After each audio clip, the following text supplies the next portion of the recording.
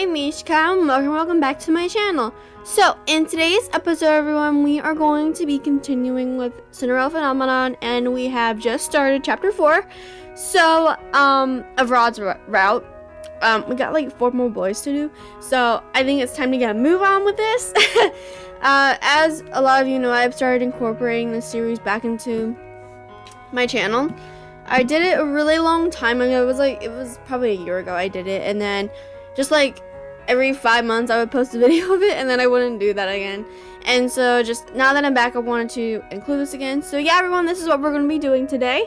But before we get started, make sure to subscribe and share this video with your friends so they can find out about my amazing channel just like I have right now. So yeah, let's get into it. I hope you enjoy. It has been more than a week since Rod and I returned to the march-in. He has been avoiding me ever since that day. Oh, what a great start. Not that we have much cause to be around each other nowadays. I am constantly on my feet preparing for Emmeline's ball. This is ridiculous. Better to be busy than bored, princess.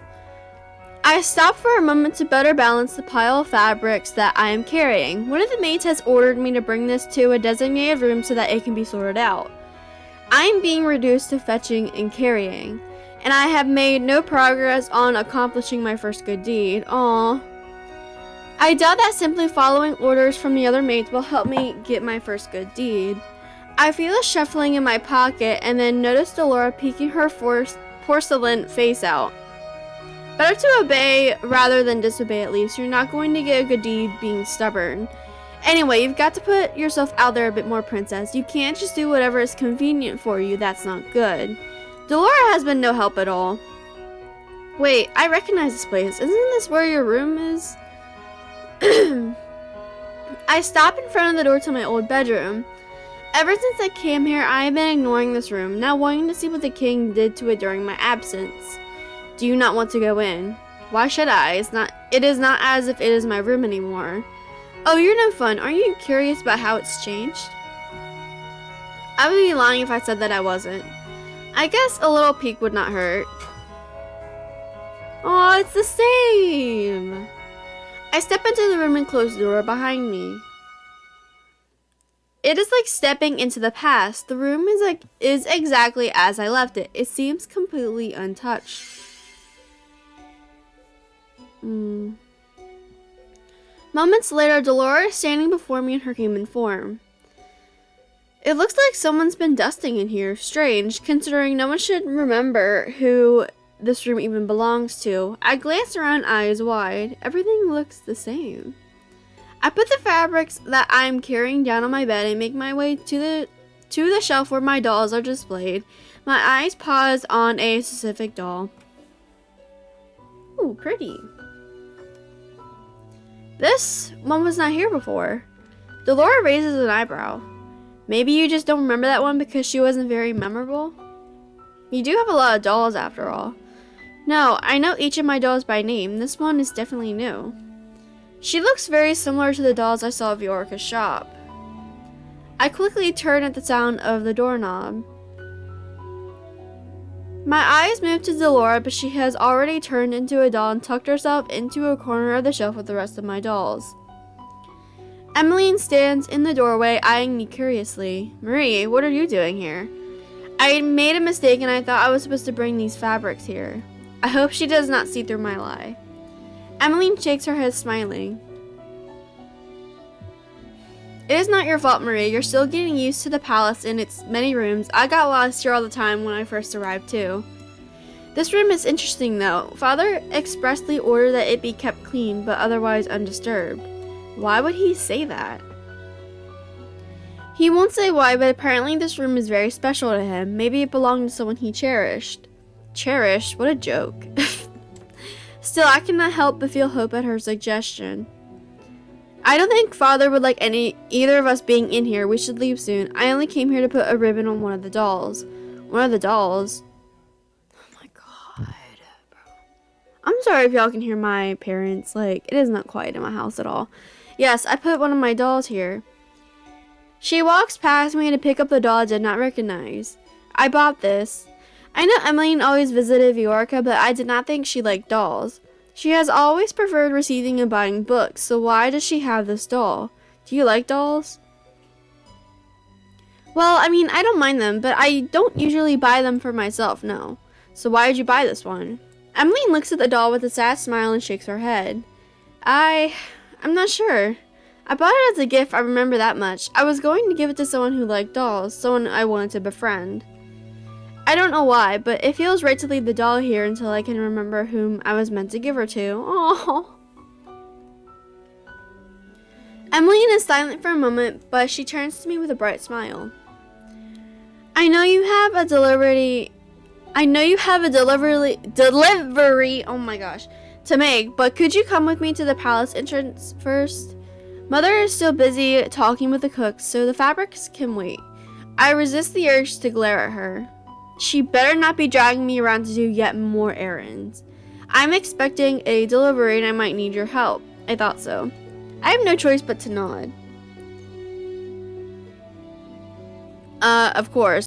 I begrudgingly follow Emmeline towards the entrance, and there I see the delivery carriage. A familiar person stands beside it. 𝐕𝐢𝐬𝐬𝐿. Emmeline pulls 𝐕𝐢𝐬𝐬𝐿 into a tight hug. I turn my attention away to glare at the number of boxes at the back of the carriage. I will no doubt have to help carry them inside. How are the preparations for the ball coming? Emmeline's smile seems forced at first, but then eases into something softer. It's going well, I suppose. How about the wedding? Desmond and I have finalized a date. It will be 2 days after your ball.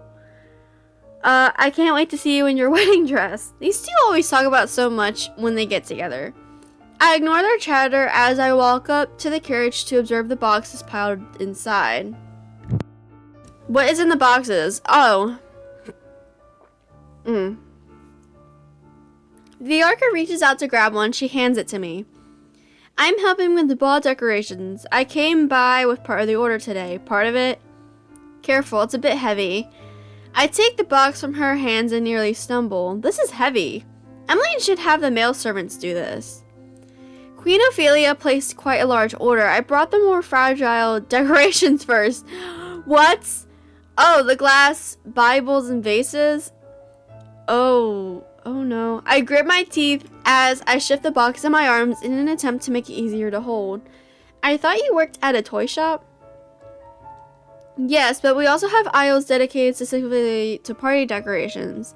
What kind of toy shop is that? Marie, will you be alright? I feel annoyance shimmer within me. I am obviously not alright. Emily reaches out to help me with the box, but she is too late. I have only taken one step forward when the box slides and I stumble. I manage to cradle it in my arms, but its weight is too much for me.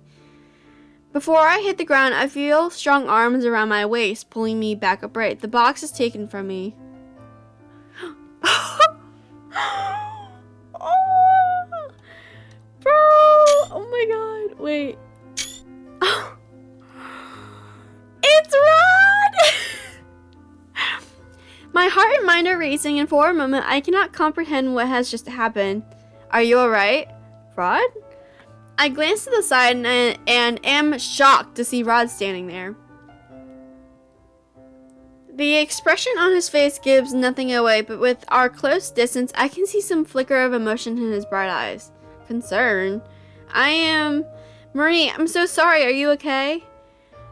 Rod pushes me and I stumble forward, almost tripping on the ground. He raises an eyebrow at me. Know your limits, Marie. I glare at him as anger begins to bubble up in my chest. Did we tell him off?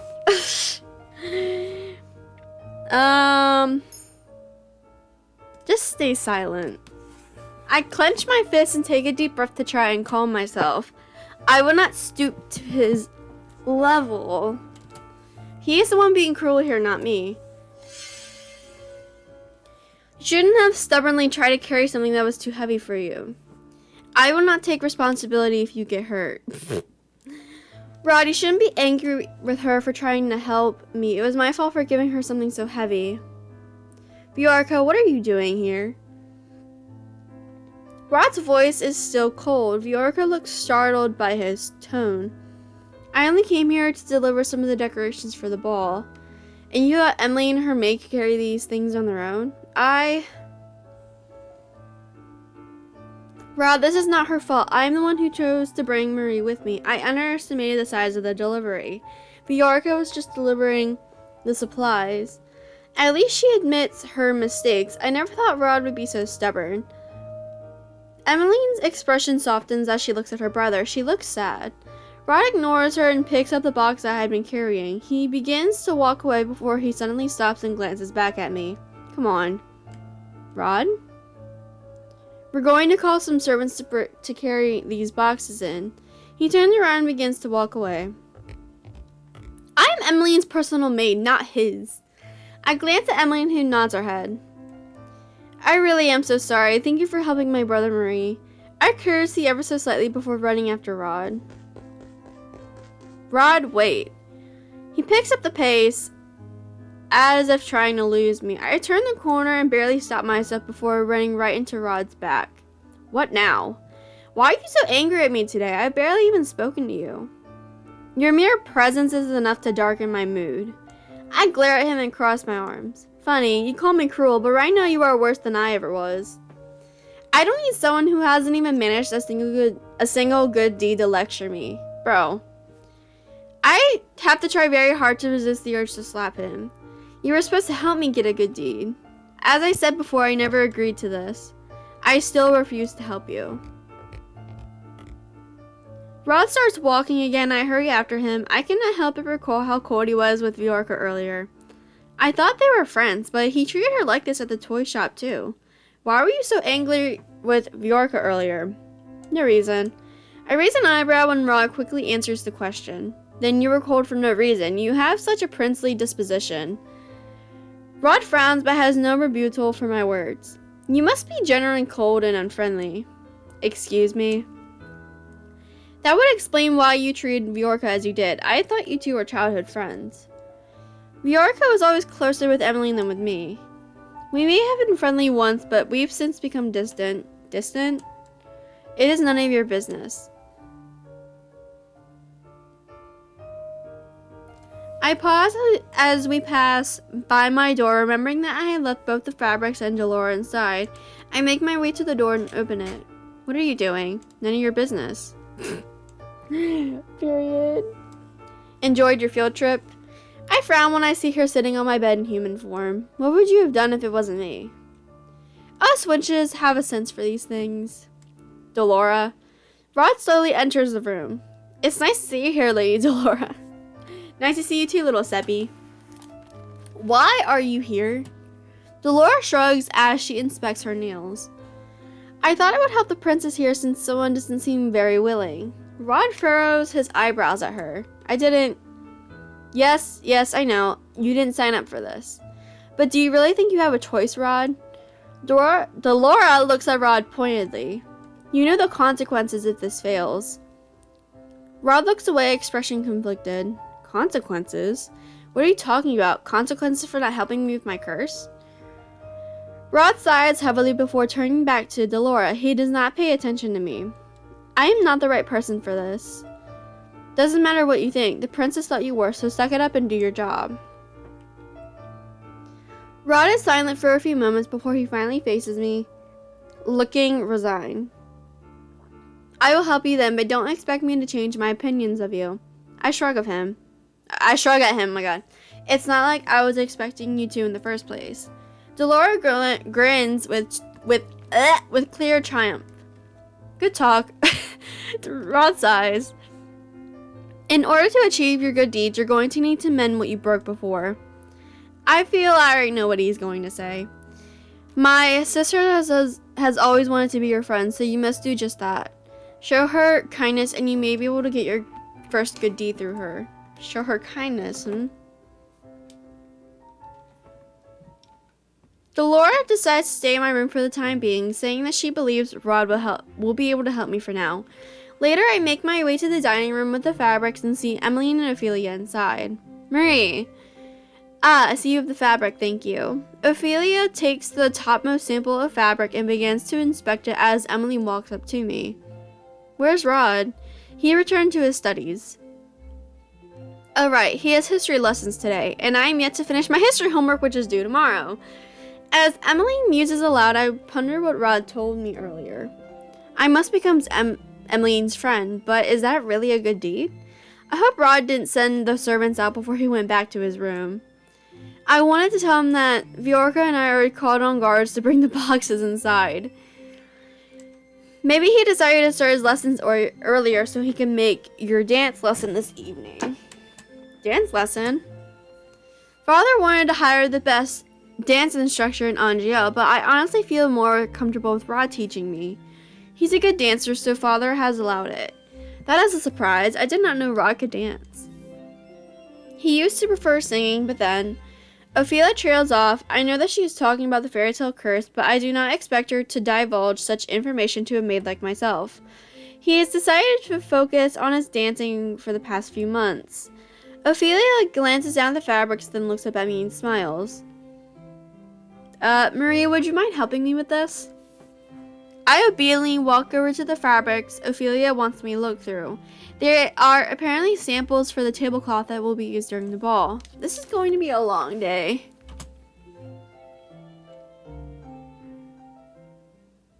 Rod comes immediately to the throne room after his history lessons to start his dance lessons with 𝐸𝐿𝐼𝐻.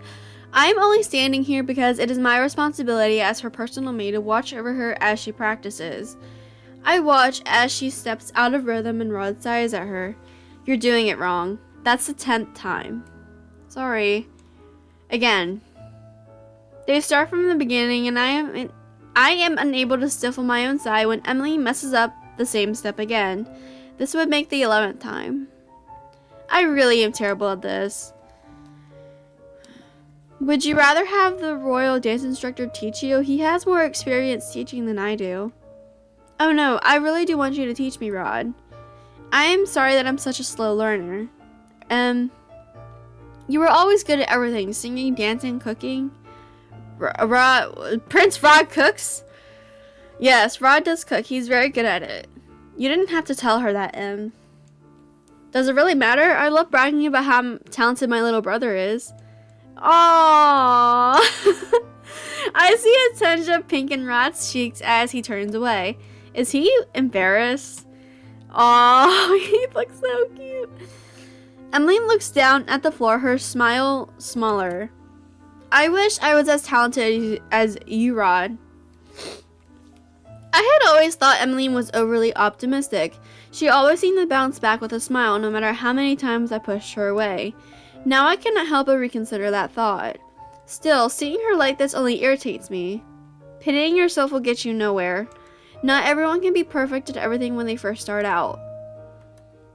I remember when Mother gave me similar lessons. She was always such a harsh teacher. She hated when I showed weakness in front of her. She made me keep practicing until I had perfected whatever it was she wanted me to do. Failure was never an option. I never had time for self-pity. Instead of feeling sorry for yourself, just try harder. Let failure inspire you to do better. Marie, she's right, Rod. Instead of complaining, I should be working harder. I let an expired sigh and cross my arms.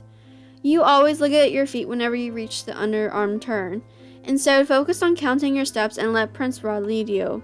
Worrying too much on your next step is what puts you off rhythm. 𝐸𝐿𝐼𝐻 stares at me. Can you dance, Marie? I can. Why? Wow, that's amazing! There's nothing amazing about my being able to dance. Her praise makes me feel embarrassed regardless. Maybe I can learn faster seeing someone else do the dance first. What are you talking about? It might be easier to copy the steps if I can have someone perform them first. She turns to me suddenly, eyes bright. Would you help me? I am meant to assist 𝐸𝐿𝐼𝐻 in any way that I can, but dancing with her brother? Surely a lowly maid should not be doing this. Refuse! Even if I do agree, I doubt Rod would even want to dance with me. You cannot learn how to dance by watching someone. You have to practice the steps yourself. But if you need a break, you can just say so, 𝐸𝐻. No, really, I find it easier to learn through visuals. Sorry for making you uncomfortable, Marie. Let's just continue our practice, Rod. Emily smiles at me, but it is obvious that she looks more disheartened now. Rod looks at his sister before shaking his head. He turns to walk toward me. He held out his hand. Bro, I don't want to dance with you. No. Would you dance with me? What?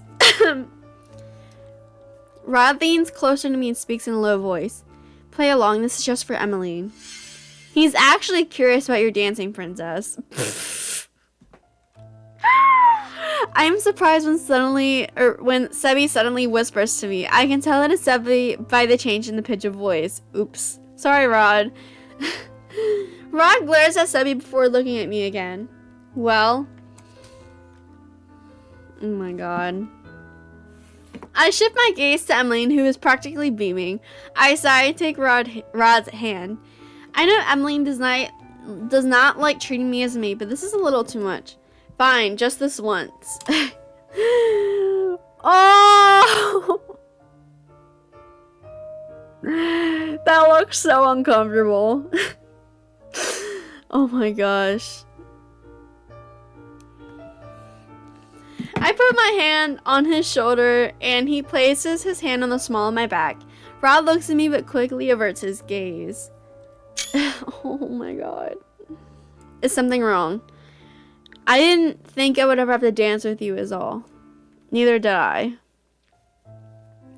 Rod looks at me again. This time he has an uncomfortable scowl on his face. He is not the only one uncomfortable here. We both start dancing and I mentally start counting the steps. It has been a long time since I last danced with anyone, but the steps come to me naturally. This dance is rather simple. While Rod and I move stiffly, I cannot help but notice his careful footwork. I realize that Rod really is a pretty decent dancer. Of course, I would never openly admit that. When we stop, I hear Emmeline clapping her hands as she looks at the both of us in awe. You really are a good dancer. Thank you so much for showing me the steps. Now I know for sure what to do during that part. I just shrug at her before stepping back into the corner. Emmeline takes her position in front of Rod once more. This time she has a bright smile on her face. Actually, you know, I want to go back. I want this one. I want that. I'm sorry, that just looks so uncomfortable. Can I skip this? Okay. There we go. Emmeline takes her position in front of Rod once more. This time she has a bright smile on her face. I cannot believe something as simple as that has made her so happy. At the end of the day, Emmeline has managed to do the steps correctly. She tells me many times how grateful she is for the help. After practice, I return to my room and retire to bed. I think about how happy Emmeline was. How can such small things make a person so happy? Oh. You stepped out of rhythm again, Marie. But mother, this is really hard. A princess never complains. You must perfect this waltz by tomorrow. Otherwise, I will not allow you to play with your dolls for the day. But if you have time for objections, you have time to push yourself harder. Now, once again from the top. I don't know. I feel like I've said this previously, maybe, because I think we have gotten stuff like that before with her mother. Her mother's kind of a bitch. I'm sorry. The following days are uneventful. Emily continues her dance lessons with Rod.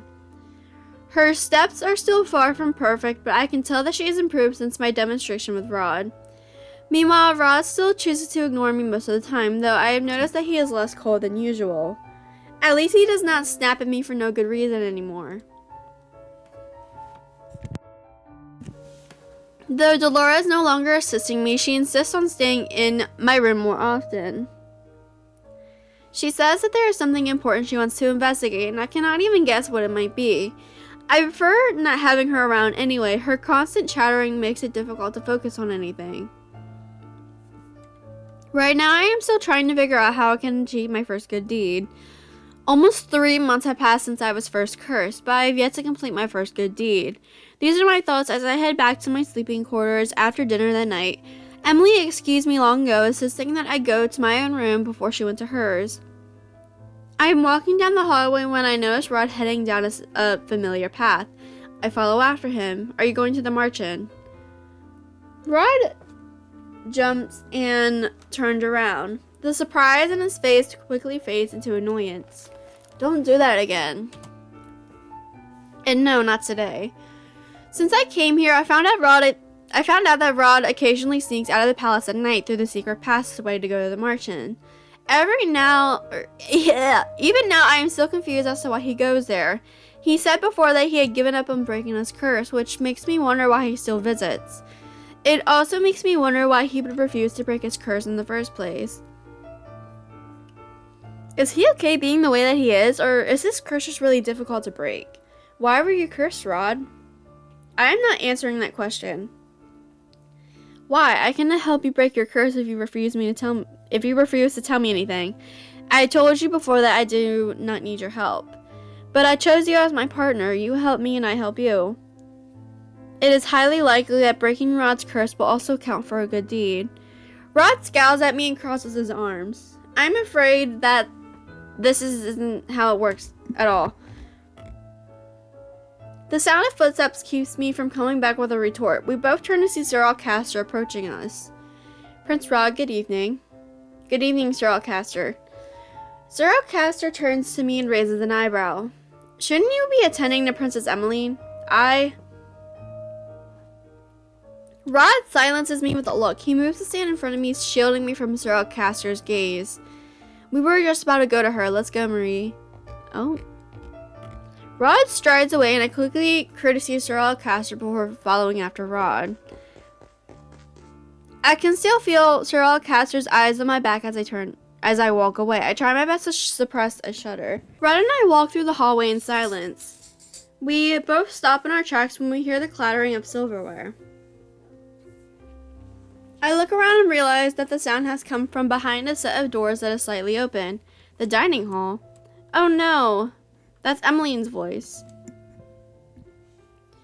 We do not see 𝐸𝐸line when we enter the room, but there is a dizzying array of cutlery set out on the table. 𝐸𝐸line? 𝐸𝐸line surprises us both by crawling out from beneath the table. She flashes us an embarrassed smile as she gets to her feet, holding several forks and knives in her hand. What are you doing here? You should be getting ready for bed. Sorry. I eye the silverware on the table.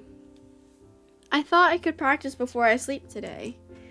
It has already been an incredibly long day for her, and she's still doing this?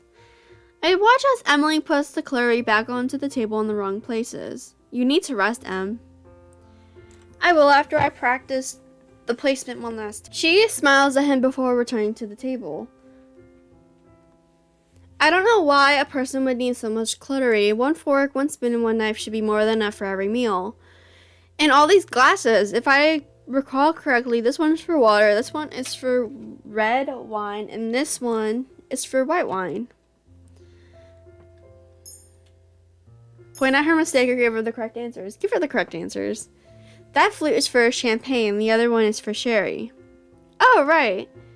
But there are 2 more. The other is for juice and the other glass is for dessert wine. The dessert wine glass will only be used during the dessert course, and the juice glass is only used when juice is being served as a course. Otherwise, it is placed next to the water goblet. I see. I see Rod staring at me at the corner of his eyes. His lips twitch before he turns back to his sister. It looked like he was about to smile. Okay. Then what are these for? 𝐸𝐸line points out the group of forks in front of her. You use those every day, Your Highness. You should know the answer. 𝐸𝐸line points at them as she rattles off names. Dinner fork, fish fork, salad. Correct. You know so much about etiquette, too. You're really incredible, Marie. You make a better noblewoman than I do. Even if I told her I was a noble, it's not as if she would believe me. I just read a lot about all these things. You read and know enough to put them into practice? That's amazing. Especially since you haven't even been with us so long, right, Rod? Rod shrugs. He does not, much to my surprise, disagree. Perhaps you should be my teacher, Marie. I can learn so quickly from you. 𝐸𝐸line quickly straightens out the cutlery. Now that I think about it, I have come to realize that 𝐸𝐸line is much more than she appeared to be. It is probably because I'm forced to spend so much time with her as her maid. She is different. She is flawed and not as conceited and more humble than I had originally thought. Maybe I should try lending her a hand. I may not be one of your tutors, but if you need help with your lessons, just ask me and I will do what I can for you. Marie. I glance at Rod, who is once again wearing that expression of surprise. I shift my attention to Emmeline once again. You only have 1 month left to prepare, and as your personal maid, I feel it as my responsibility to help you in whatever ways that I can. Marie, oh, she's crying! Emmeline wipes her eyes with the back of her hand, and that's when I notice something glistening on her cheeks. Is she crying? Aw, you are extremely kind, Marie. Thank you. I would definitely take you up on that offer. I'm still looking into Emmeline when I catch a faint glow coming from the pendant on my chest. Did we get our first good deed? What just happened? Oh, what a pretty necklace you have, Marie. Thank you. This cat is literally trying to... Anyway, for now, I think the both of us would benefit from some sleep. This cat needs to stop. After escorting Emmeline back to her room, I walk out into the hallway in a daze. What was that light? Oh! It seems like you actually managed to obtain your first good deed. Oh my gosh! I did not know he was still here. I look down at my pendant, astonished at what I see. Oh my god! A piece of the glass slipper?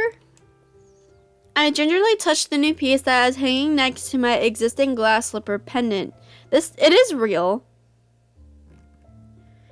You're not too bad after all. Did he just compliment me? What? Rod turns away. Nothing. He walks away, leaving me alone with my thoughts. Girl.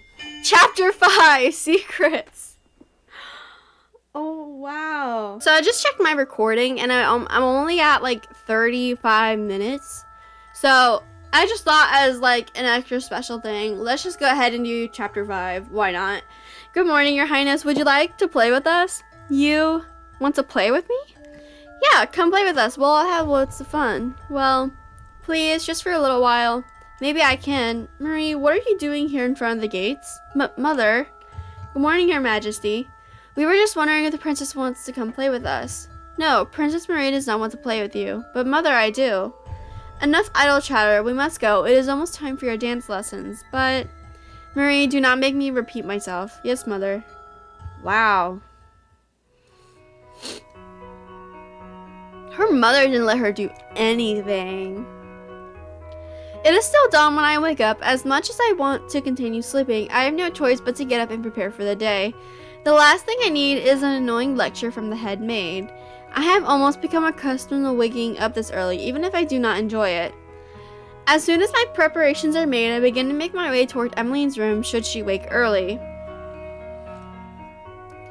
I am about halfway there when I hear familiar voices. Standing far ahead of me are Sir 𝐸𝐿𝐵 and Sir Mithros. Are you sure this is going to work? Have a little faith in me, my friend. What? Friends? We are not friends. Sir 𝐸𝐿𝐵 narrows his eyes and then turns abruptly to look at me. Ah, Miss Marie, was it? Sir Mithros, Sir 𝐸𝐿𝐵. Have you been eavesdropping, child? He has no reason to be angry at me. If they were talking about something confidential, they should not be openly talking about it in the hallway. I am on my way to Princess Emmeline's room, sir. That is why I am here. I coolly look at Sir 𝐸𝐿𝐵, who looks like he is about to pop a vein. I cannot help but feel satisfied at his reaction. In just a few steps, he is suddenly looming over me. I've never seen Sir 𝐸𝐿𝐵 look so angry before. What is going on? Rod! Help us! Please! Rod is now walking towards us with a scowl on his face. Sir 𝐸𝐿𝐵 notices this and quickly steps back. There was just a little misunderstanding, Your Highness. Rod glances at me, his eyes narrowing. Great, I am sure he's going to blame this for me too, even though I did nothing. Oh! He's protecting us! Aww! So cute! Much to my surprise, Rod puts himself between me and Sir Alcaster. Are you alright, Marie? He is worried about me? I slowly nod. Rod turns back to Sir Alcaster and Sir Mithros. If you don't have any business with Marie, I will be taking her with me. Emily is already waiting for her. Rod stares at me for a few moments before bowing down to Rod. Of course, Your Highness. Thank you. Rod turns to me again, his expression solemn. Shall we? He walks up before waiting for my reply. I look back at Sir Alcaster and Sir Mithros one last time before chasing after him. Do you guys hear my cat? I can hear him. The both of us spend the next few minutes walking in silence. Rod has not said a thing since my encounter with Sir Mithros and Sir Alcaster. Are you okay? What? He has already asked me that before. Is he really that worried? I'm fine. I'm surprised by the look on Rod's face at my response. His expression is soft, so unlike his usual scowl. Rod here is pretty worried about you, princess. Oh my gosh. Rod glares at Sebby, his... Aww! Take a picture. Rod glares at Sebby, his cheeks tinged pink. Sebby chuckles. Sorry, Rod, your thoughts ring so loudly in your mind that I cannot help but say them aloud. This is not the first time Sebby has told me about Rod is thinking. Rod reaches out and pinches Sebby's face, his scowl returning.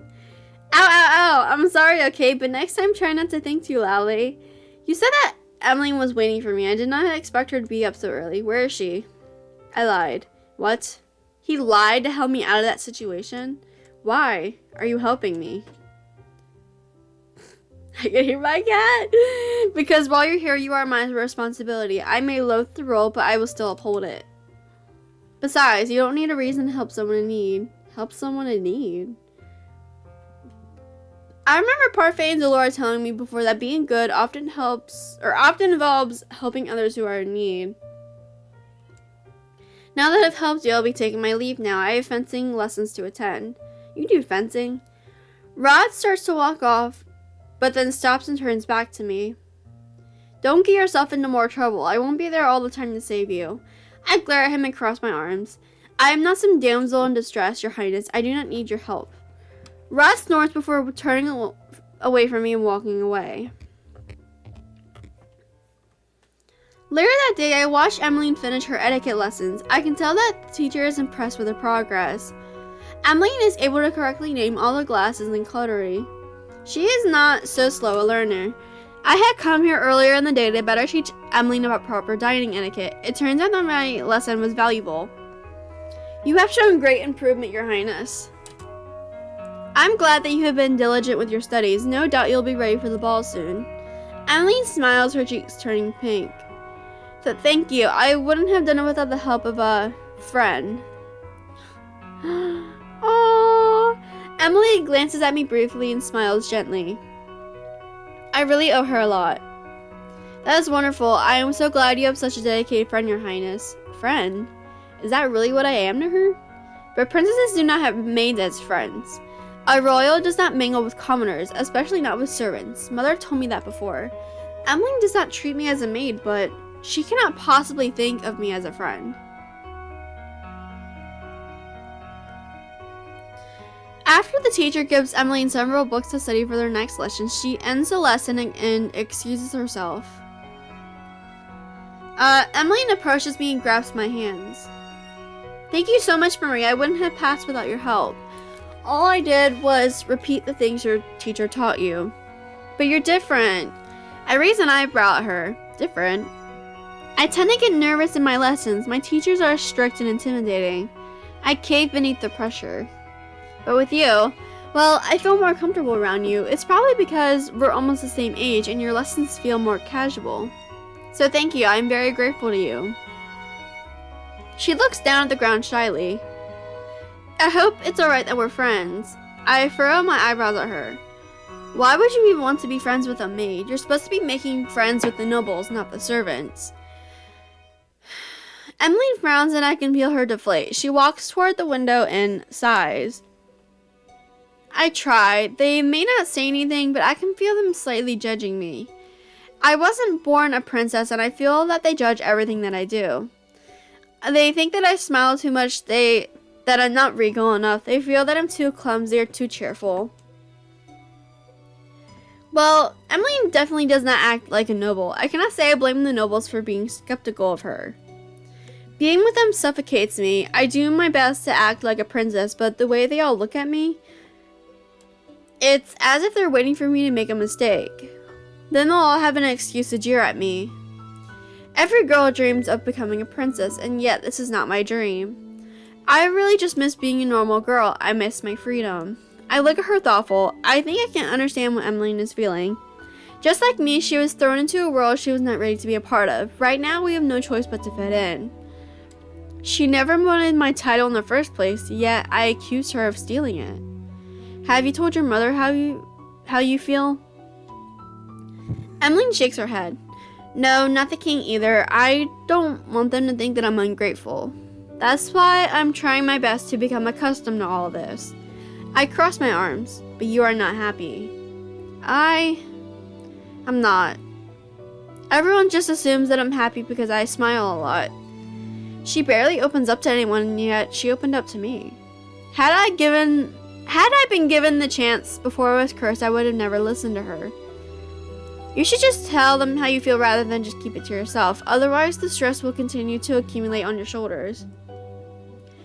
I wish I could be more honest with them. I really do. I envy you for being able to speak your mind. She envies me.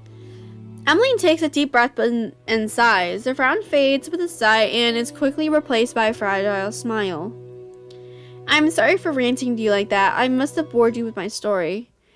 I used to get so annoyed with her, but now that I've seen this side of her, I suppose she is not as terrible as I first thought. Oh, I remember that mother wanted to see me after my lessons today. Allow me to escort you to the queen then. Thank you.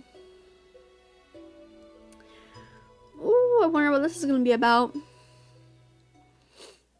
Or not. Days pass without any real conflict. I run into 𝐍𝐸𝐿 again in the hallways, but his eyes passed over me as if I am something to be ignored. Delora, who had been ignoring me as she had been busy with other priorities, returned to the marching yesterday to discuss something important with Parfait. It is not as if she has been any help since she came here.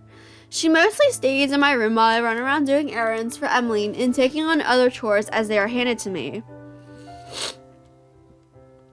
Right now, I'm headed to the palace gates as I hurry to meet Emmeline.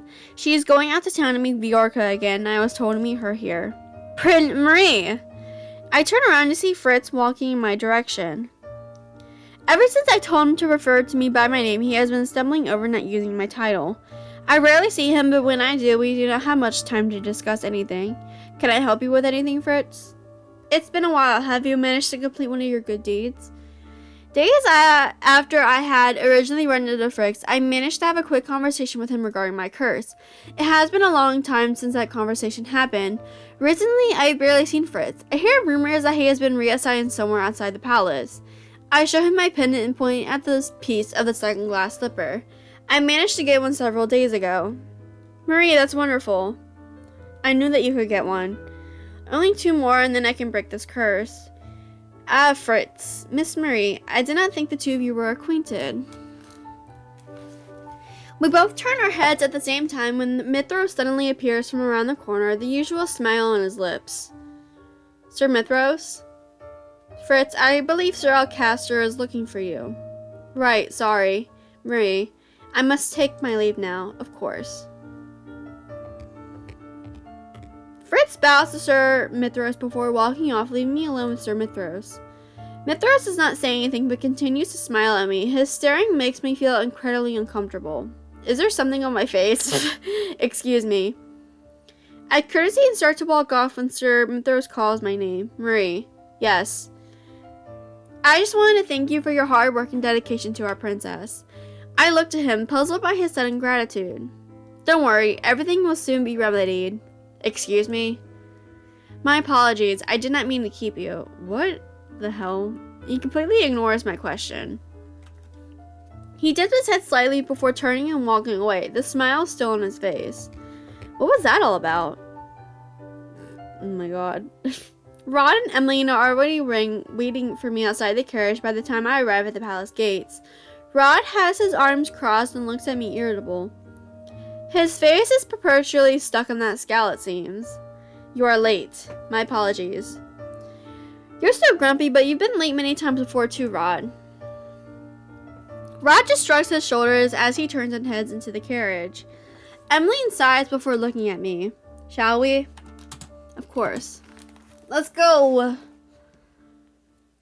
The three of us sit in silence as the carriage rolls toward the town. The knight assigned to guard duty is sitting out front with the driver, watching for any disturbances.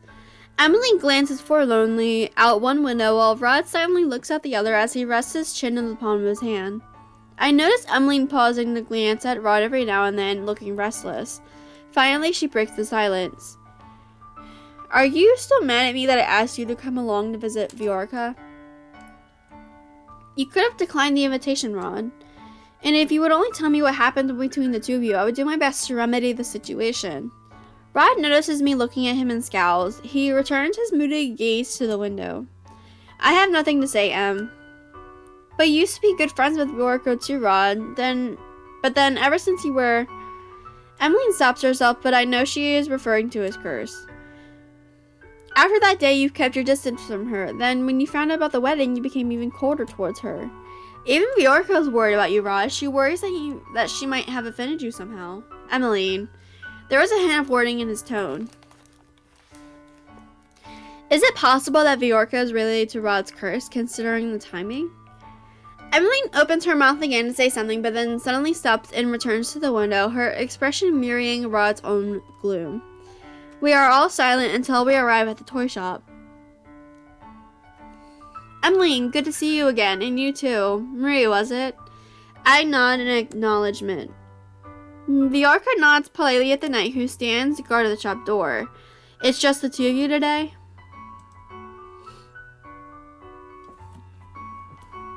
Emmeline and I both turn around only to see that Rod has indeed vanished. Emmeline frowns, looking both bewildered and disappointment. He was right behind us. I will go look for him. Thank you, Marie. Just as I expected, Rod is leaning against the wall of an alley just outside the toy shop.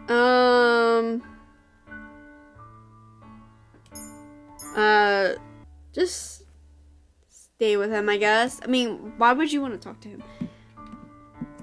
I can tell by Rod's stiff posture that anything I say to him will fall on deaf ears. So I move to stand next to him instead. I lean against the wall with him. What are you doing? Keeping you company? Rod raises an eyebrow at me. Since when have you even liked my company? Well, I'd rather be here than stay inside the toy shop and listen to Emmeline and 𝐕𝐢𝐬𝐬𝐿 talk. So you're not here to try and get me to talk?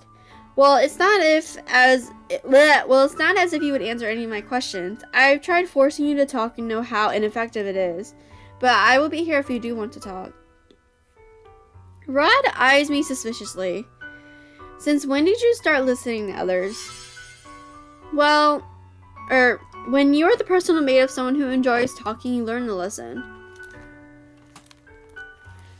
Emmeline has been happier these past few months. I hate to admit it, but it seems to be because of you. Are you actually praising me? Rod looks away, his cheeks tinted pink. Think whatever you like. I do not know why, but for some reason, I am happy that Rod gave me a compliment. What? Princess Marie. Rod and I turn at the sound of the familiar voice. Waltz pauses in front of us with a bright smile. Oh, it's you. It's nice to see you again, Princess. Waltz, what are you doing here? Well, I was about to deliver a letter to the prince, but I guess that won't be necessary anymore. A letter is Lady Parfait asking for me? Not just you, she wants to see the princess as well. Me? It has been a while since I was last at the March-in. Is something wrong? They need to discuss something important with the princess. Come to the March-in tonight. Tonight? But we're already here, so why not now? Waltz's eyes shift to our carriage. You are here with Princess Emmeline, yes? You can't make her wait too long. What they need to discuss with you is complicated and will take some time to explain. Okay. The toy shop door opens and Emmeline stands in the doorway as she says her goodbyes to 𝐕𝐢𝐬𝐻. Remember, tonight. These are Waltz's last words before he slips back into the crowd. Emmeline's visit with 𝐕𝐢𝐬𝐻 was briefer than I thought it would be. Now all of us are headed back to the palace. Rod has not uttered a word on our way back. I can tell that this is making Emmeline agitated, as she continues to keep glancing at Rod expectantly. If you have something to say it. Emmeline stares at me. You obviously want to say something to Prince Rod. The only way to get answers is to ask him directly. Rod does not turn around. It is as if he does not hear me. Emmeline claps her hands and sighs. Well, I glance at Rod, who still persistently stares out the window. His eyes focus on nothing. He is pretending not to hear us. How immature. Rod. 𝐕𝐢𝐻𝐻 was sad that you weren't there today. She was certain that you stayed outside to avoid seeing her. What is going on with you? I am not in the mood to answer your questions, Em. Emmeline grips the edges of her dress, her expression becoming more rigid. You've been keeping secrets from us ever since you were cursed. We don't even know why you were cursed or how to help you break it. Wait, the rest of the family doesn't know anything about the circumstances of Rod's curse? I thought he had told him everything, but all they know is that he is cursed. We're a family. We're supposed to help each other through problems. Emmeline's hands are shaking as she gazes at her brother. The carriage stops, and as soon as the servant opens the door, Emmeline quickly steps out and rushes back toward the palace. Rod watches her go quietly, though his eyebrows are furrowed and he looks guilty. I silently shake my head at him before running after Emmeline. Emmeline stands in the hallway with her hands to her chest. She breathes slowly in and out, as if she is on the verge of tears. When she notices me behind her, she turns away and wipes her eyes with the back of her hand. I'm sorry for storming off like that. I was just very frustrated at Rod. I said something I shouldn't have said back there. If anyone finds out about this, they won't. Your secret is safe with me. Emmeline flashes me a grateful smile before looking at the sky.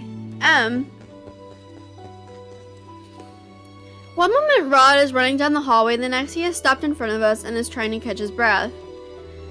I'm sorry. I'm sorry too, Rod, but right now I would like to be alone.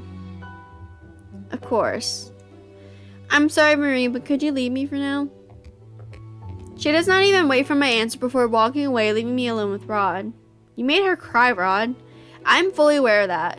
Why are you hiding your curse from your family? You wouldn't understand. I am doing this to protect them. Protect them? Rod silently shakes his head. They wouldn't understand. Those are the last ominous words Rod speaks before rushing off, leaving me alone in the hall. What happened to him?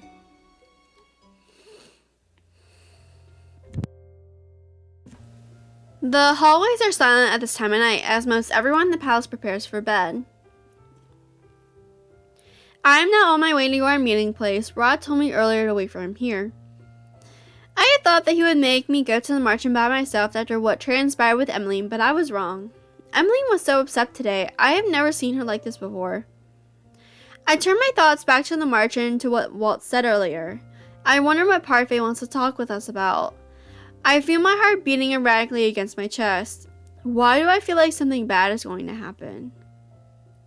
I realize that I have been standing in the open for a while now. Perhaps I should move. People might find my standing here suspicious.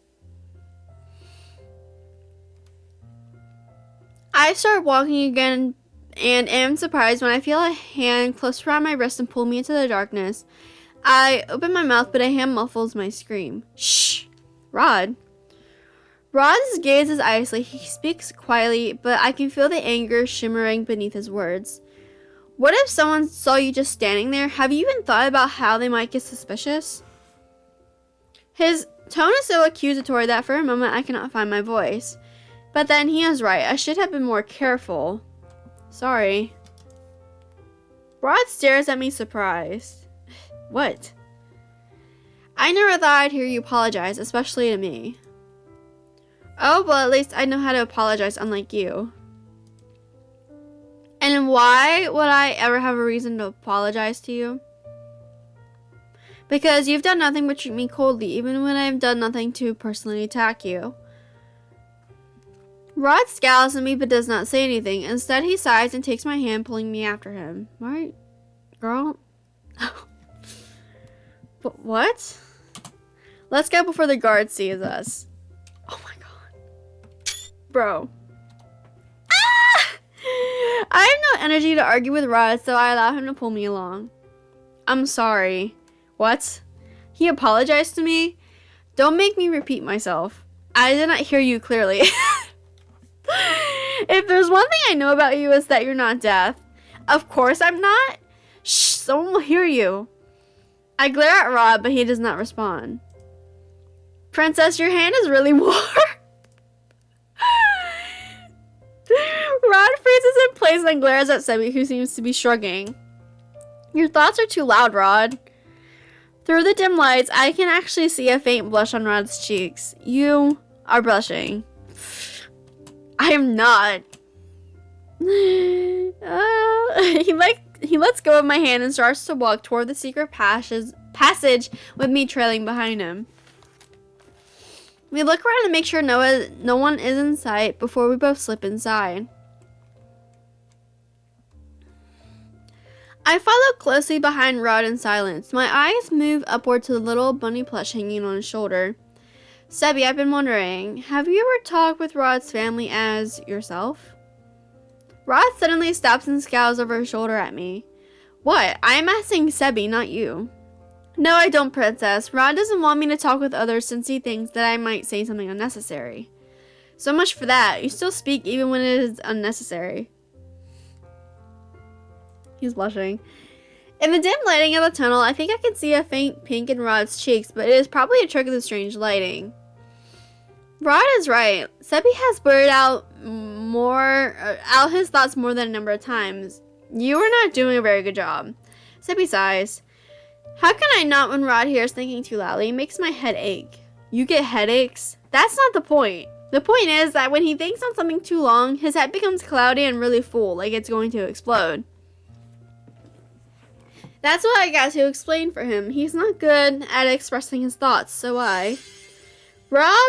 Rod cuts off Sebby by pinching his cheeks. Ow, ow, ow. Okay, I'll stop talking now. Rod sighs and continues walking. Rod, have you spoken with Emily since that earlier incident? No. As much as I want to ask him again about his curse, I doubt he will divulge anything right now. I decided to keep my thoughts to myself as we head for the march-in. When we arrive at the march-in, Parfait and Delora are there to welcome us. The others, however, are nowhere in sight.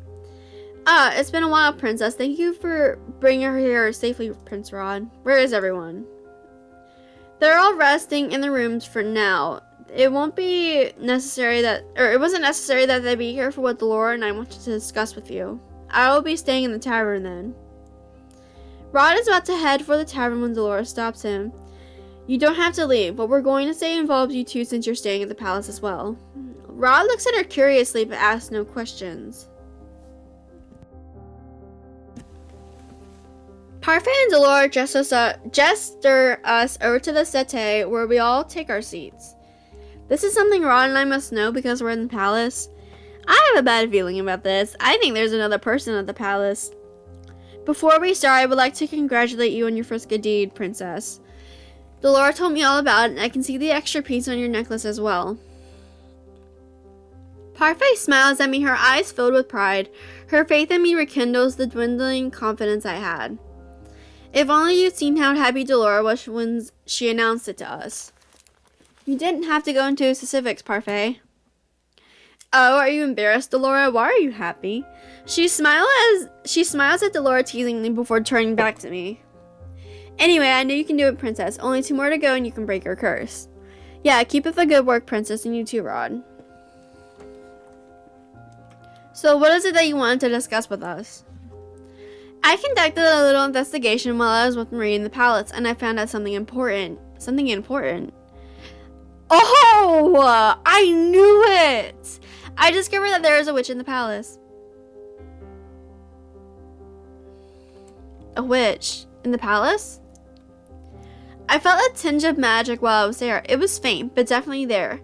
I don't remember feeling it before when I was there as your doll, princess.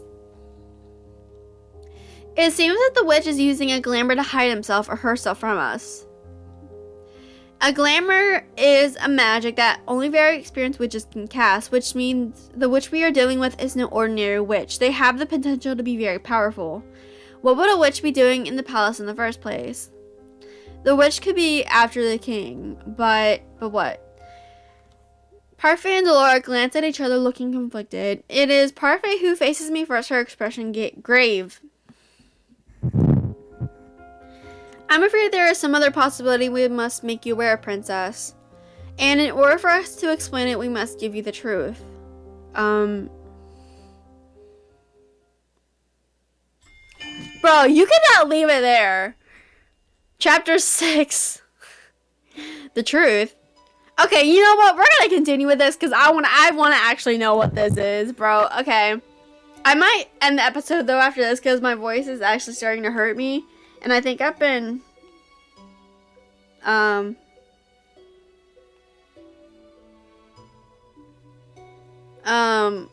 don't know. Maybe we can do chapter 6. I don't know. But okay, let's just continue. The truth. My only answer is silence. I shift my gaze to Rod, but he avoids my eyes. What is going on? Princess, it is very likely that this witch in the palace is looking for you. What? I cast a glamour on you a long time ago so that you could remain hidden from magical eyes. I did it to protect you, but this witch in question can see through the spell I've cast on you. It is my belief that they are actively looking for you. Okay, but why would the witches be looking for us, Bo?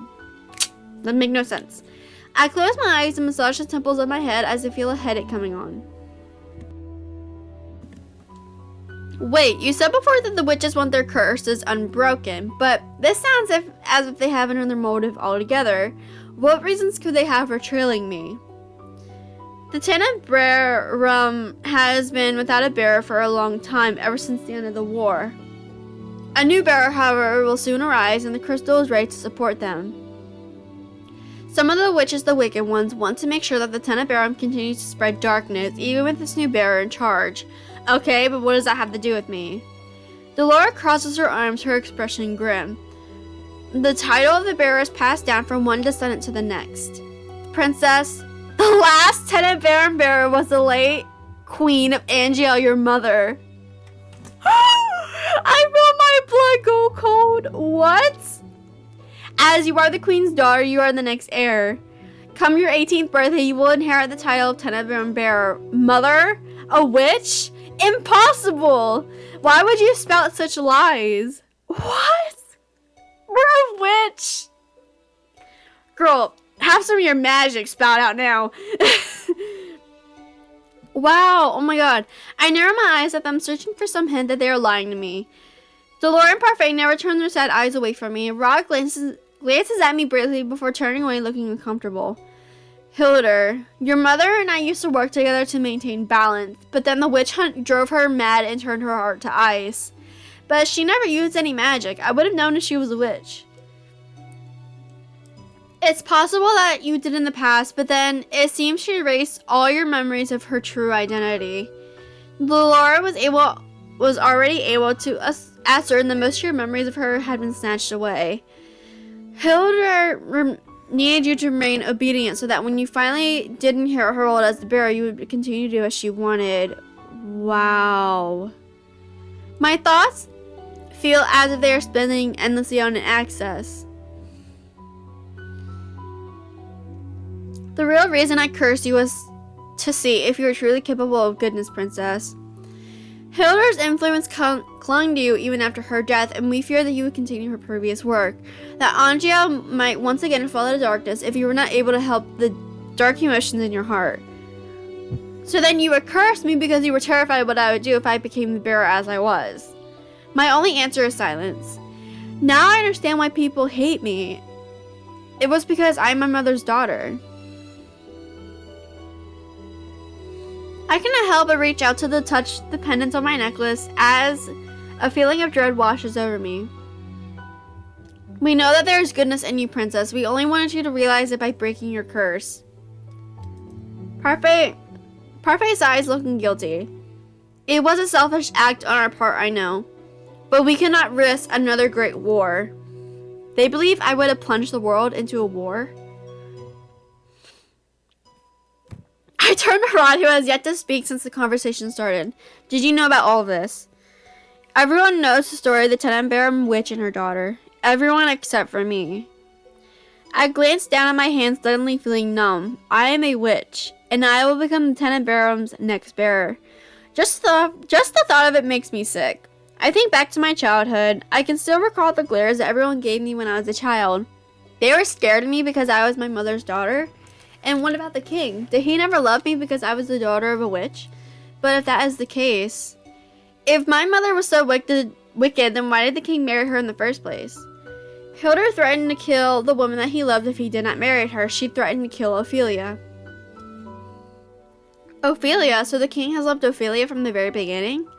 I clenched my hands into tight fists. After Mother died, he was able to reunite with his true love, and since then, he has treated Emmeline and Rod better than he ever treated me, even though I am his daughter by blood. Wow. I want to feel anger about this revelation, but instead I feel a dreary emptiness inside of me. A heavy feeling begins to settle in my chest, suffocating my heart. He never really loved me. Oh. Marie. Rod's voice snaps me out of my thoughts, and that is when I realize that a stray tear has made it down my cheek. I quickly wipe it away with the back of my hand, angry at myself for showing weakness in front of them. You must be happy to see me like this. What? Your mother was made queen, you and your sister became royals overnight. It's like something out of a fairy tale, isn't it? You thought you had the perfect life until I came back into it. I never asked for this to happen. I just wanted to... Rod suddenly moves his hand to Sebby's mouth, muffling whatever other words the plush was going to say for him. What is it you want to say, Rod? It's nothing.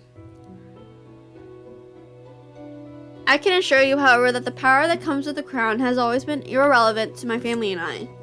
So stop assuming that everyone around you is after your title or your riches.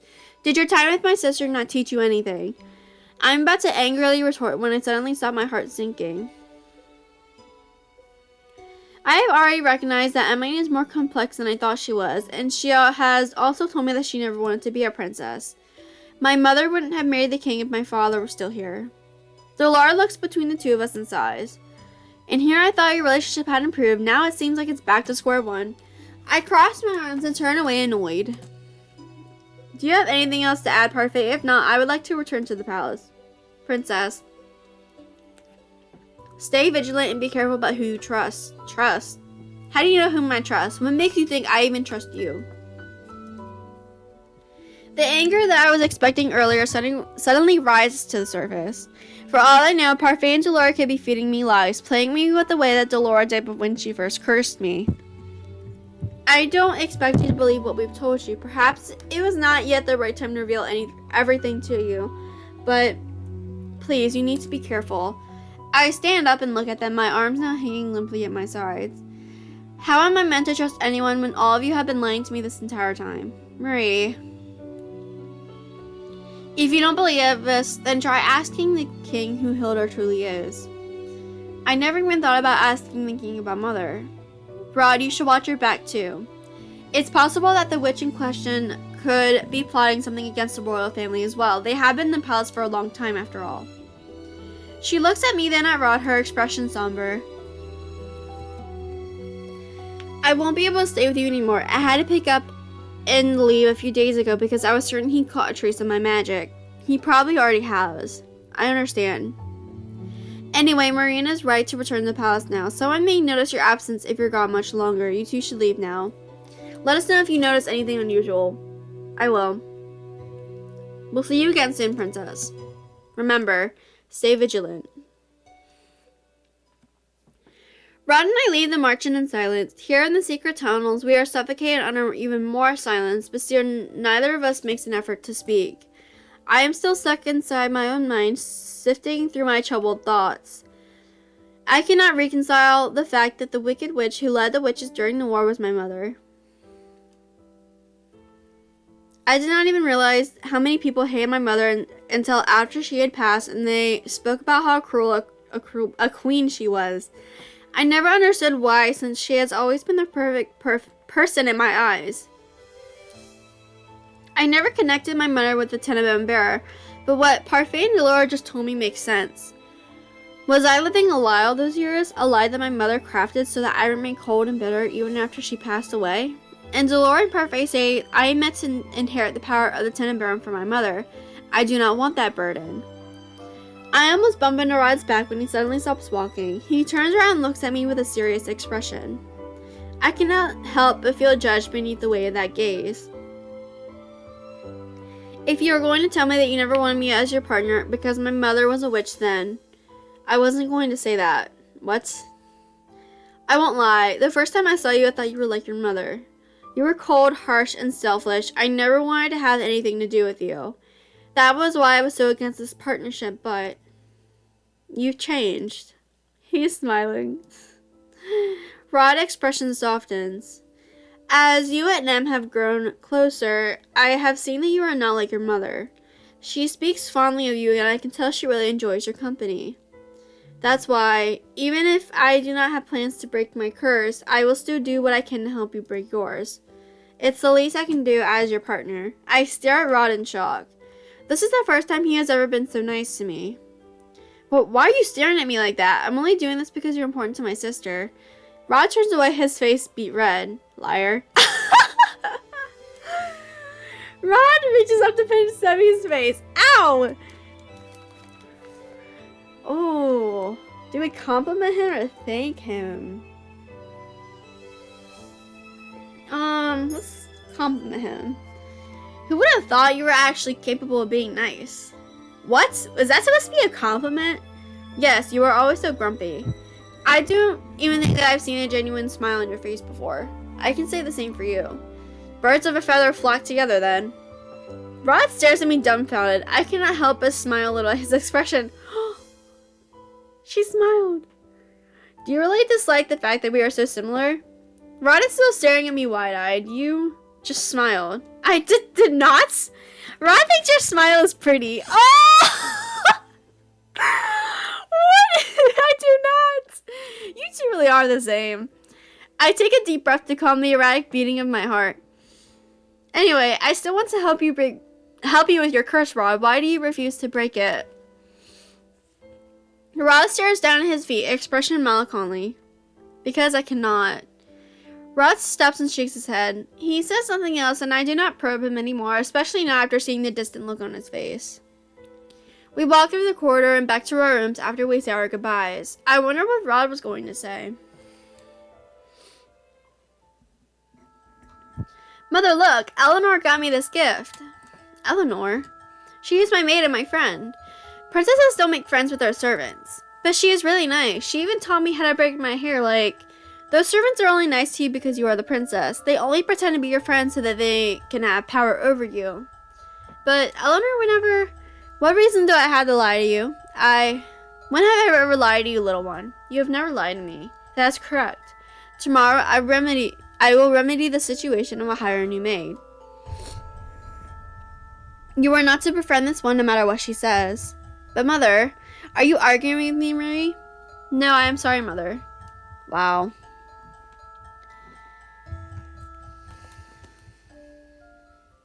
It has been days since Parfait and Delora revealed my mother's true identity, and the inevitable responsibility I am to have on my shoulders once I turn 18.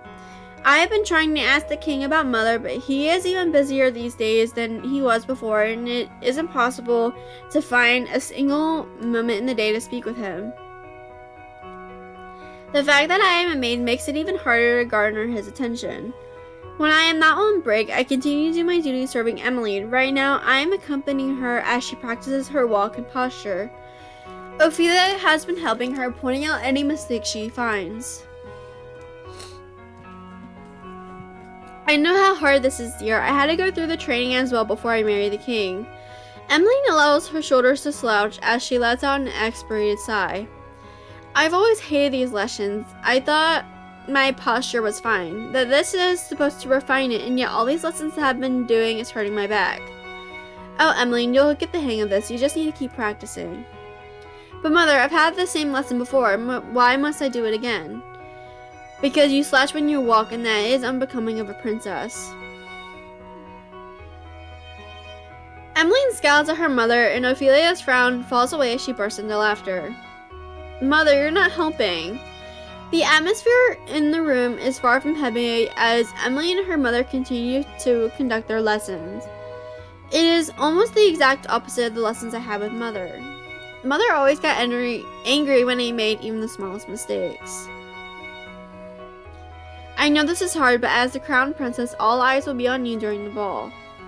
The people there will judge any small mistake you make, which is why you need to be in top form on that night. I know. Ophelia claps her hands. Alright, now to start again.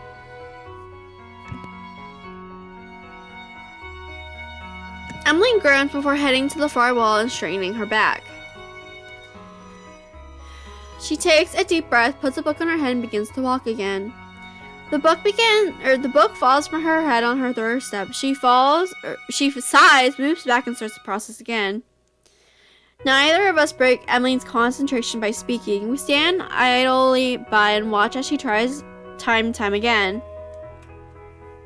I am surprised when Ophelia leans towards me and begins to whisper. Marie, I've been meaning to say this before, but I am grateful that you are friends with my daughter. I look at Ophelia's smiling face with surprise. I never agreed to be her friend. You are not against the princess making friends with her servants? Why would I be? I actually wish more of the staff here wouldn't be so uptight, since I would love for Emmeline to be on good terms with the people who serve her. Besides, social status is never an obstacle to friendship. Ophelia shifts her gaze back to Emmeline, who is now picking up the book that has once again fallen from her head. No matter your occupation or status, a friend is always a friend. You've given Emmeline the courage she needs to face the many challenges she has ahead of her. In a way, you're like family since you're always around us. Like family. Come what may, both family and friends are there for you and will accept you for who you are. Even before I was cursed, Emmeline was always trying to be my friend. That means she knew all along who my mother was and still wanted to be my friend. The thought makes me remember what Parfait told me about Mother threatening to kill Ophelia if the king did not marry her. I turned to Ophelia curious. Your Majesty, may I ask what you know about the late Queen's rule?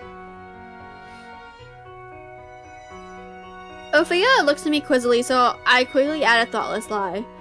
I was not in Angielle and have only heard stories. I just thought it was so hard to believe with how peaceful things are in the palace right now. The kingdom was in a dark place back then. People lived in fear under her rule. The king had no power over Angielle. The witches had free reign over the kingdom. They cast Fairytale Curse insistently and on a whim. We barely left our houses in fear of becoming cursed. Mother's reign was that terrible? The king still blames himself for the darkness that befell Angielle during that time. That is why he works day and night, that's why he works day in and out to stabilize the country and to put smiles on everyone's faces. I remember long ago how he told me one of the reasons he would always continue to work hard for this kingdom was because he wanted to make a brighter tomorrow for his children. Ophelia looks confused for a few moments, then brushes off the awkwardness with a small chuckle. He helps the family in his own way. Is it possible that he said that with me in mind and Ophelia slip up? But then maybe he was always referring to Emmeline and Rod. The kingdom's come a long way since then, hasn't it? There are still witches here and there, but most of them don't bother others. I pray that the peace we are experiencing right now will last. I see. Thank you for telling me. It is a bit of a dreary topic, but I'm happy to have helped. If you need anything else, please don't hesitate to call on me. I know it may not be traditional protocol for a queen, but then I do not consider myself a typical queen. I try my best to listen to everyone here regardless of what their title or name may be. I can only nod at her in response. Princess or maid, the way Ophelia has treated me has never changed. She has always treated me with kindness regardless of who I am. I never saw it before because I was always so distant from everyone, but now that I see Ophelia treats everyone here with kindness regardless of social status. I was always frustrated by the servants when they compared Ophelia to Mother, saying she was superior, but now I think I understand why they would make such comparisons.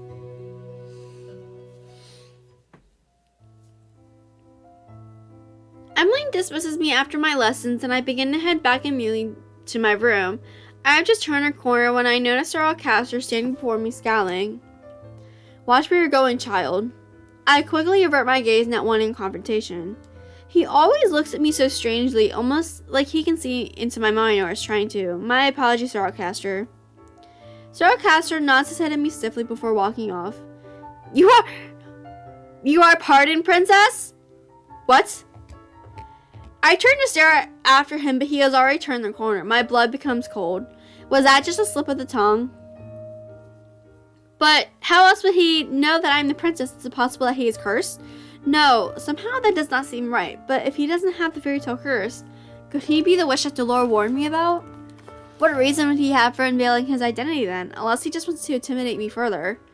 It occurs to me that Fritz still remembers who I am. Did he tell his father about me? Now I am even more confused about whom I should trust. Marie. I jump when I hear Rod call me. His expression slightly creases with something that looks like worry. You're pale. Did something happen? I think we should tell him. Yeah, tell him. Sir 𝐸𝐴₂ knows I am the princess. Do you think he is the witch Dolores was talking about? I whisper the words to him, and he responds by raising his eyebrows, looking surprised. What makes you say that? This isn't just because of the standoffish way he acts, is it? You don't believe me. Rod sighs. I never said that I didn't. It's just that we can't blindly accuse anyone without any real proof. Rod stares at me for a few moments, then closes his eyes, his eyebrows slightly furrowed with thought. Sir Fitzgerald also remembers who you are. I do not want to be so suspicious of Fritz, but I don't think blindly trusting him would be right either given these circumstances. You need to be vigilant around him. If anything happens, you can come talk to me about it. You're worried about me? Rod averts his gaze from me. Of course I am. Wow, you're actually being honest. What? Rod glares at Zebby before pinching his cheeks. Anyway, I must leave now. I have a dance to practice for. Dance? But you already know how to dance. What do you have left to practice? Rod does not answer and only walks away. I decide to follow after him. Why did you follow me? I shrugged. I wanted to see you practice. To be honest, I want to see him dance. I already know that Emily is very clumsy when it comes to dancing, but outside of the one practice with Emily, I have never seen Rod dance. Emily always gloats on his behalf, but I have yet to witness Rod's supposed talent with my own eyes. Our dance together was so short I barely had any time to judge him. I do not practice with an audience. Why? It is my preference. Rod is easily embarrassed. Rod groans and pinches one of Zebby's cheeks, glowering. Sorry. Rod reluctantly releases the bunny with a sigh. I have noticed you've been talking more lately, Zebby. Oh, that's because Rod here has been saying things that contradicts what he thinks or feels. Zebby makes a sound of defeat as Rod once again pinches one of his cheeks. Rod stares at me with open eyes and I stare back, beginning to panic. What is wrong? You smiled again. Oh, she did? I didn't even realize it. I put a hand in my mouth, flushing. I was smiling again? I never even noticed. It was a pretty smile, princess, right, Rod? Rod quickly turns away, cheeks slightly pink. I need to practice now, so I would appreciate you leaving. He did not even command me to leave. What a surprise. Emmeline said you were a really good dancer. I want to see it with my own eyes. Why? So you can judge me? I am sure I'm a better dancer than you. The scowl on Rod's face deepens. I almost smirk. Maybe he is reluctant to show me, but Rod is also full of pride. He is more likely to show me if I pose a challenge. You didn't even answer the question. And are you underestimating my dancing? The others may have forgotten, but you still remember, do you not? I am a princess and was taught by the kingdom's best instructor. I say the words with pride, and I notice Rod's lips twitch in response. It actually makes me feel accomplished to get under Rod's skin when he is usually the one getting under mine. Having the best instructor does not automatically make you the best dancer. I am pretty confident with my own skills.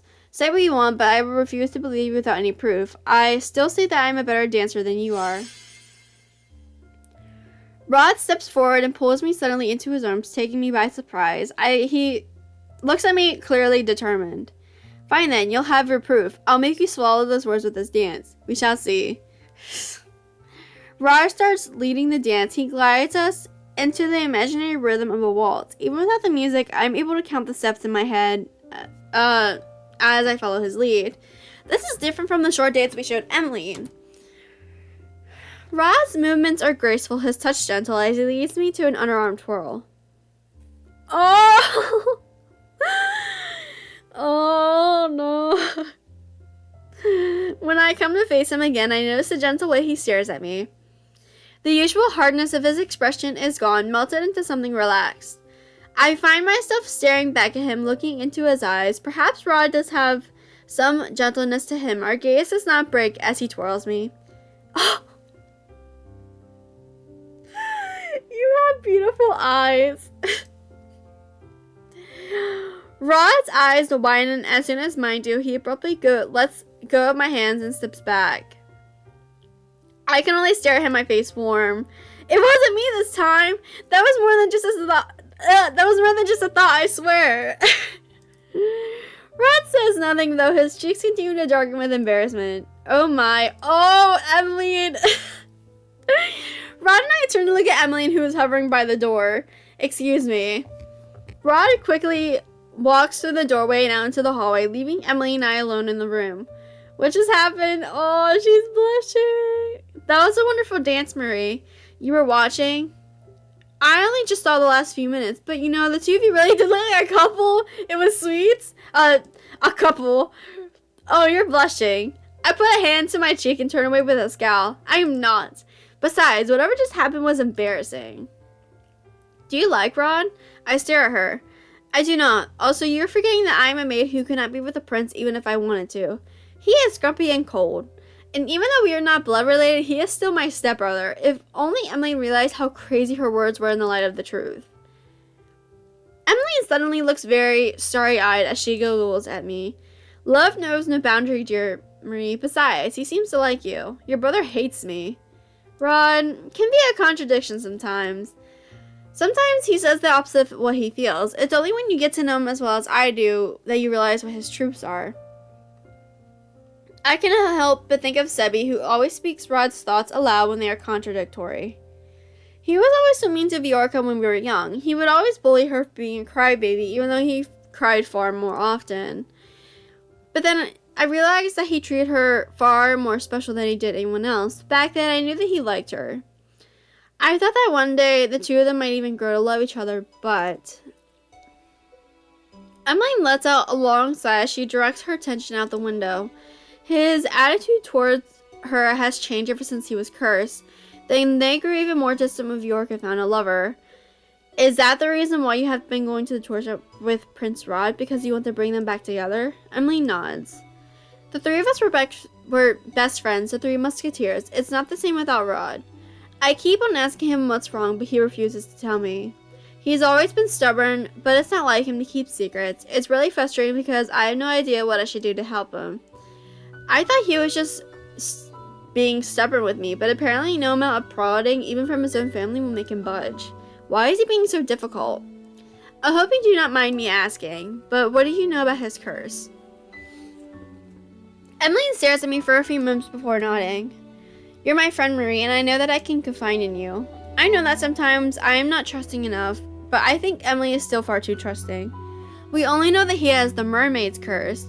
I've read the story so many times, hoping that I can figure out some way to break his curse. I think back and realized that I had actually read the beginning of The Little Mermaid a long time ago, but I did not have the chance to finish it because I was caught by Mother. The Little Mermaid is about a mermaid who trades her voice for legs, right? Yeah, she does it so she can be with her prince. Rod's voice was taken away, but I'm sure he was giving something in exchange. I've heard that the curses are derived from the original tales, but that they are twisted in some way to fit the format of a curse. I'm not slowly thoughtful. I have a strong feeling that Rod's curse is related to 𝐕𝐢𝐬𝐬, but I cannot draw the connection. But still, 𝐕𝐕𝐢𝐬𝐬 might be the key to understanding his curse. If Rod will not divulge anything, the next best chance we have of understanding his curse might be going through 𝐕𝐕𝐢𝐬𝐬. Ooh. Chapter 7, be careful what you wish for. And this is where we're gonna end today's episode, everyone, because my voice is killing me. So next episode, we might do 3 more chapters like I did this time. Actually, I wasn't even planning doing on 3 chapters, but I was just getting really into it. So I think that's what we'll do next time, and then the last episode of Rod's Route will be chapter 10. I think there's 10 chapters anyway, but yeah, everyone, that is all for today's video. If you guys enjoyed it, but lastly, you're a gem, and thank you for watching. A wonderful day, everyone. Bye!